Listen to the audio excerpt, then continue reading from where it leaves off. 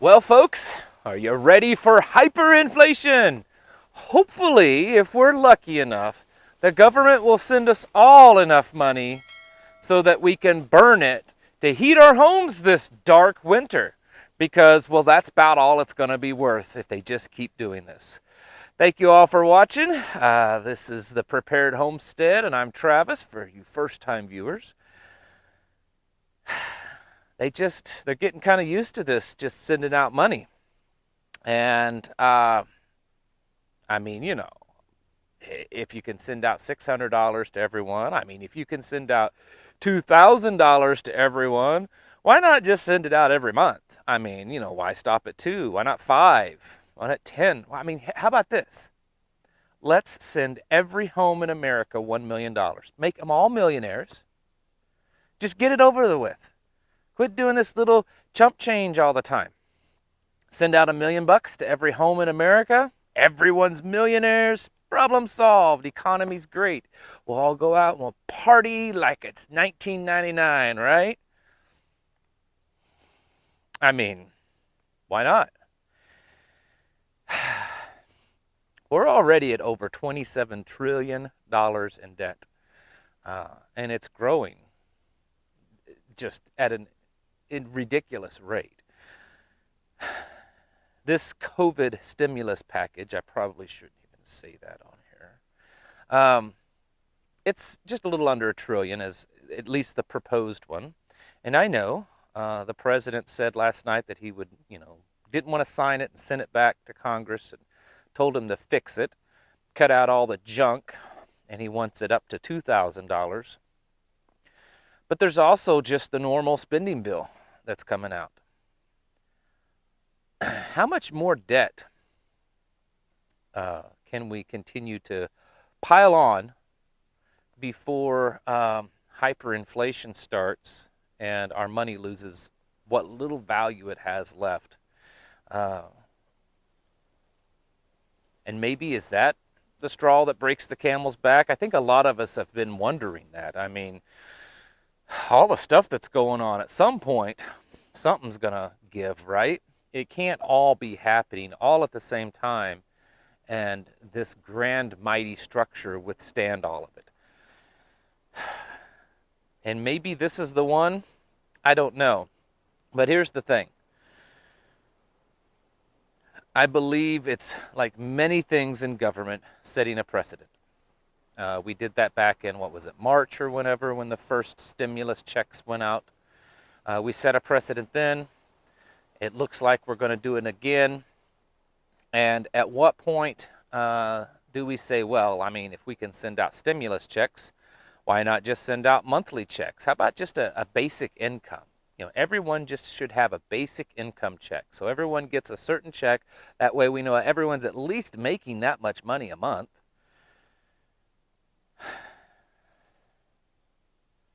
Now, I'm not saying that there aren't people that probably need it.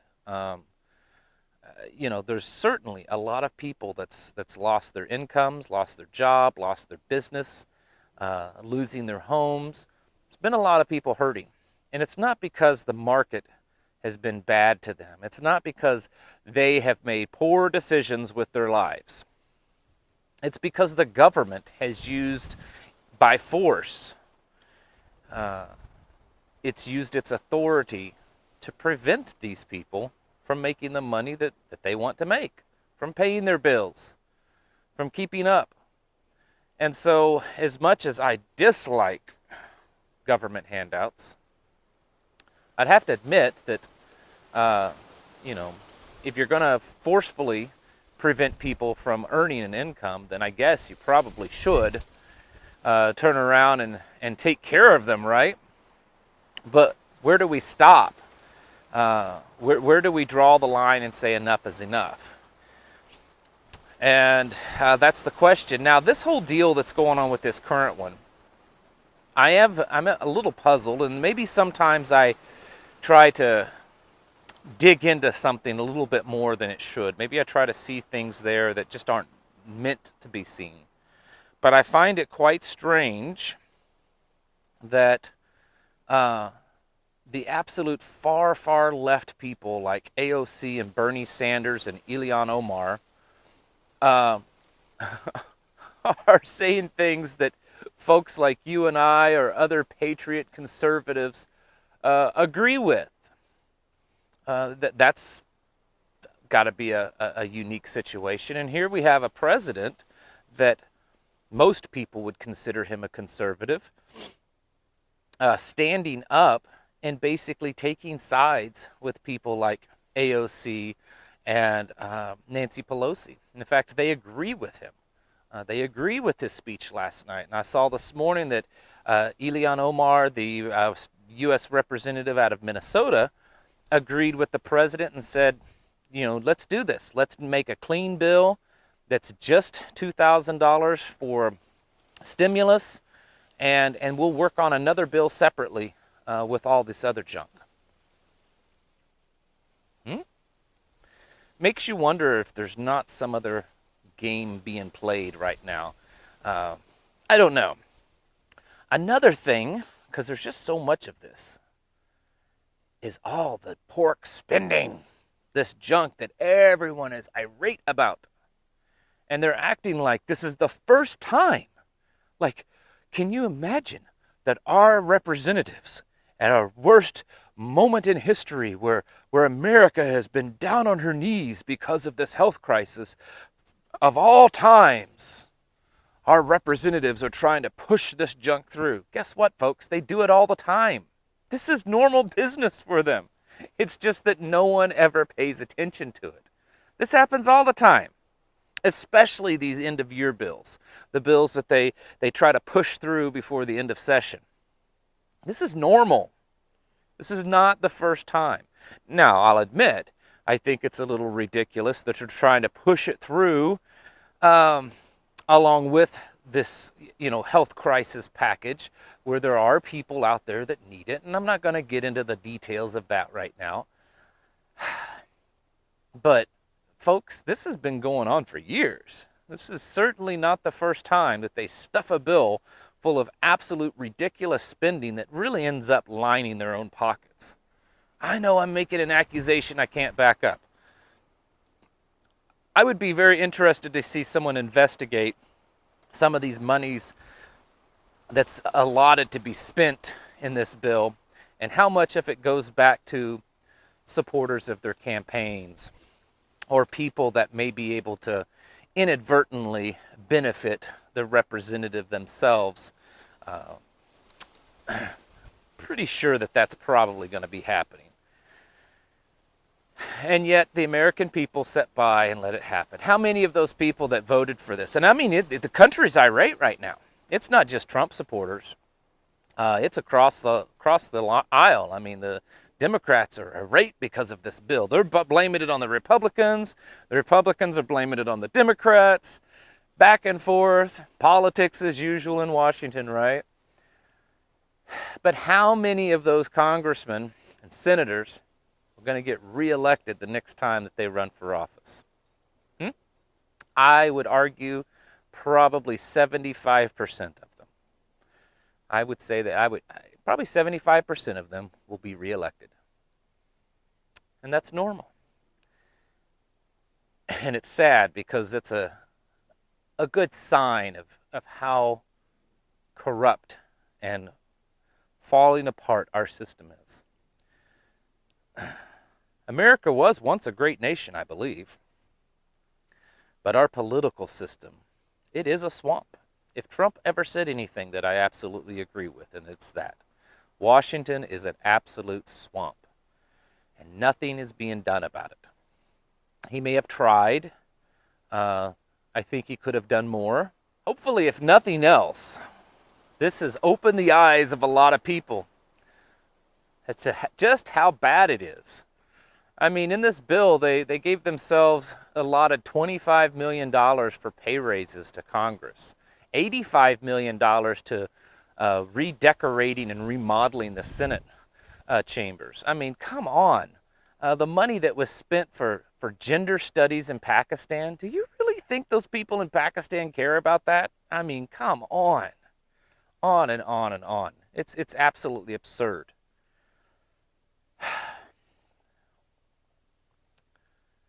But the biggest thing is that we are at a point now that we've become comfortable with money being spit out by the government. Not just comfortable, but actually desiring it.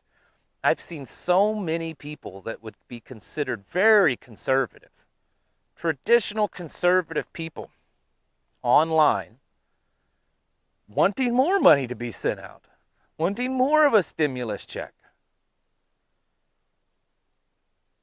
You can't just keep giving people more pieces to the pie. The pie's only so big. It's only going to feed so many. And no matter how many pieces you cut out of that pie, the pie size never changes. You're just giving smaller and smaller pieces. And what I mean by that is it translates as to less and less buying power of your dollar. I was reading something that, or watching something that several of the big banker type folks, they're actually kind of upset about this. They don't want this to happen. And it's not because of the money that's being added to the debt calculator. They don't care about that. It's not because of money being, thrown into the economy. It's because people aren't using this money to actually do that. In fact, studies show that the last stimulus check, a good bunch of that money that was sent out was used to pay off debt. And banks don't like that because that's how the money's created. We're a debt-based system, folks. And if hundreds of millions of dollars is being used to pay off debt, then that means the banks are making less money. They want you to be in debt. They want you to go in debt because that's how they make their money. And so they're afraid with this one is that if they send all this money out and people are a little skittish with the economy and how things are working, they might use it to pay off debt instead of going into debt. That's what they're afraid of. Because throughout this, there's been a lot of people going into debt more. A lot of credit card debt because of people living off of their credit cards. And so they're afraid that this stimulus package will be used to pay off a lot of that debt. And so the banks are actually opposed to this, especially the big banks. They don't want that. They don't want to cut off some of their supply line. They want you to go out and get into debt more.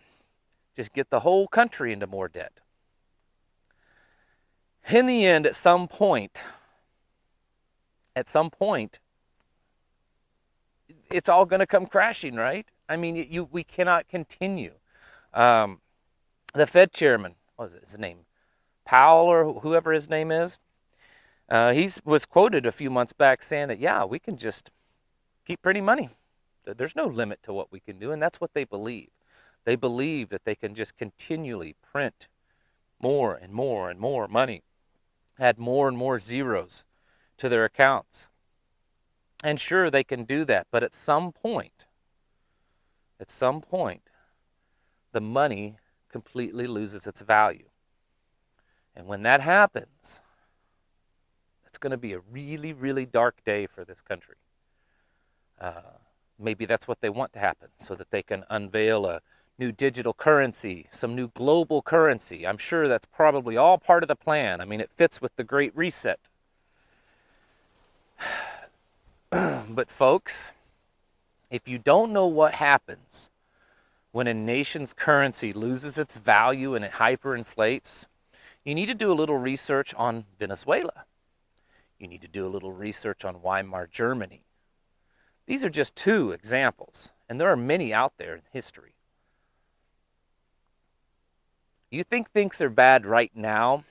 You think that it sucks going to Walmart and only being able to find a few packages of toilet paper to buy, or they don't have your favorite cut of meat or your favorite coffee creamer, or maybe they don't have the can of soup that you always get, and it's just awful, and you have to wear a little thing on your face, and it's just awful. We can't go see grandma and have all our kids over for Christmas or Thanksgiving. It's just awful. You think things are bad now?